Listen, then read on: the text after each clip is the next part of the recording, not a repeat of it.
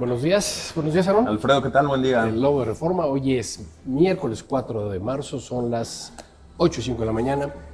Y pues más que analizar qué está pasando en el Medio Oriente, pues más bien ver las repercusiones en los mercados, sobre todo pues los escenarios posibles, si tarda mucho la guerra, y las repercusiones que va a tener en el tipo de cambio, en la inflación, en las tasas de interés, ¿no? Sí, claro. El día de ayer tuvimos uno de estos típicos episodios de volatilidad, ¿no? De corto plazo, en donde, derivado de la guerra desatada el fin de semana entre Estados Unidos e Israel contra el régimen de Irán, tuvimos un episodio de volatilidad en donde los mercados abrieron muy fuerte a la baja, ante expectativas de que esto pudiera continuar, alargarse. El petróleo se subió muchísimo, el Brent por arriba de los $85 por barril, el tipo de cambio se subió alrededor de 50 centavos, movimientos inusuales en los últimos meses donde la volatilidad había estado bastante contenida. El VIX, este índice de volatilidad que mide la volatilidad implícita del S&P, alcanzó niveles no vistos en bastantes meses, en alrededor de 6 meses, alcanzando 28 puntos. El mercado poco a poco durante el día se empezó a relajar y empezó a rebotar, ¿no? Las bolsas no acabaron tan negativas después de que el Nasdaq tocó 3% abajo, acabó nada más 1% abajo.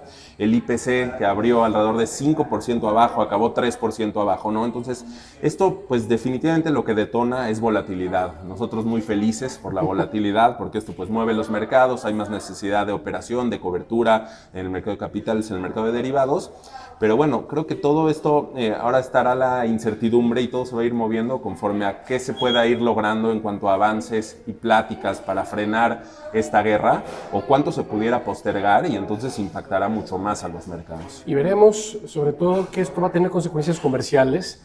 Ya Trump empieza a hacer uso de su fuerza política para presionar a sus socios comerciales y ahora socios militares, socios bélicos, para pues que lo apoyen en esta guerra con Irán, ¿no? Entonces ya ayer pues España dijo que no iba a apoyar esta guerra, no iba a permitir el uso de bases militares norteamericanas en territorio español, y ya Trump ya respondió que rompe relaciones comerciales con España. Pues puede suceder lo mismo con varios países y eso tendrá repercusiones sobre todo en el tema arancelario. Se deriva o se quita un poquito la atención sobre el TEMEC.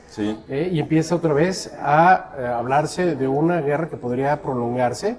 Sin embargo, mi punto de vista es que habiendo tantos intereses en el Golfo Pérsico, el Estrecho de Hormuz, la cantidad de petróleo que consume China, más del 80% del petróleo que consume China viene de esa región, entonces pues no es sostenible que no haya ese suministro, sobre todo que los oleoductos no tienen la capacidad de surtir esas cantidades de petróleo, ¿no? Sí, de acuerdo. De hecho, hoy el mercado está abriendo en un tono pues mucho más positivo después de rumores de que Irán habría intentado contactar a Estados Unidos de una forma indirecta a través de un intermediario para tratar de llegar a un acuerdo y poner fin a la guerra. Ante esto, Trump dice que probablemente esto ya sea muy tarde, ¿no? Él ofreció por la vía del diálogo hace unas semanas, no alcanzó ningún acuerdo y bueno, por eso fue el ataque.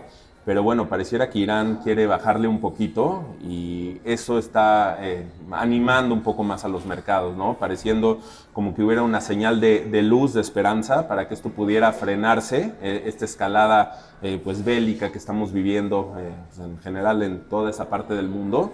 Y pues Trump habrá que ver cómo lo toma Estados Unidos después de decir pues que no cree que sea el momento para desescalar esto. Pero bueno, ya da un paso, da una señal de que esto podría estar empezando a haber una solución que como creemos no va a durar mucho ante tantos intereses que hay para todas las partes. Así es, y mientras Rusia y China no se metan, no comenten, no hagan mayores declaraciones, pues esto tenderá a desaparecer un poco, a disiparse un poco, aunque pues, si uno ve las noticias, pues todo apunta a que va a seguir un poco feo, ¿no? En los próximos días, semanas quizás, pero bueno, pues vuelvo a insistir, hay demasiados intereses en la región y bueno, pues ya el Reino Unido también hubo alguna crítica de Trump al primer ministro, él espera que haya un apoyo incondicional y eso es lo que puede eventualmente ayudar a que se suavicen un poquito las relaciones comerciales, evidentemente hacia el final del año, ¿no? Sí, de acuerdo. De hecho, en el tema comercial, ¿no? La Unión Europea dice que no va a permitir que este tema geopolítico y de la guerra genere presión con temas arancelarios, ¿no? Como que son dos temas independientes. Trump, ya sabemos que una de sus herramientas que siempre utiliza como poder de convencimiento son amenazas arancelarias y imposición de aranceles. La Unión Europea responde que esto es un tema aparte y que no dejará que los aranceles hagan o no tomar una decisión respecto al conflicto bélico. Y justo cuando en la Unión Europea la inflación ya estaba cediendo, hoy salieron los precios al productor en la zona euro, 2.1%, esperaba un poco más arriba. Pues esto todavía no incluye las presiones en los precios, sobre todo por el alza del petróleo, ya lo hemos comentado mucho. Entonces, bueno, pues es seguramente una guerra que quisiéramos que fuera relámpago, que no tuviera mayor impacto en la inflación, en las tasas. Lo cierto es que ya los treasuries arriba del 4% y pues la probabilidad de que bajen las tasas es baja. ¿Esto qué implica para nuestro peso? Se fortalece el dólar como un refugio. Ayer, curiosamente, se ajusta el oro, ¿no? Cerca del 4% y firme el dólar respecto a las demás divisas, ¿no? Sí, interesante este migración a activos refugio de valor el día de ayer. Se da un efecto distinto al que habíamos visto en las últimas episodios, ¿no? De este tipo. El oro cae, los treasuries, las tasas se suben mucho, los treasuries caen, ¿no? Los precios. Y se da una migración más hacia el dólar como tal. El precio del tipo de cambio peso dólar se sube alrededor de 50 centavos, alcanza un máximo de varios meses alrededor de 17.80. Ahorita estamos viviendo en la mañana alrededor de 17.58 por ahí. Más tranquilo. Un poquito más tranquilo, pero la migración a activos refugio pues fue distinta, ¿no? Incluso las criptomonedas, fue un día que pareciera que iba a ser muy malo y acabó siendo positivo. El Bitcoin por arriba de los $70,000. Entonces pues estos activos refugio de valor y la perspectiva de riesgo se está modificando un poco con el tema de la guerra, en donde el petróleo es el activo que más se está viendo presionado.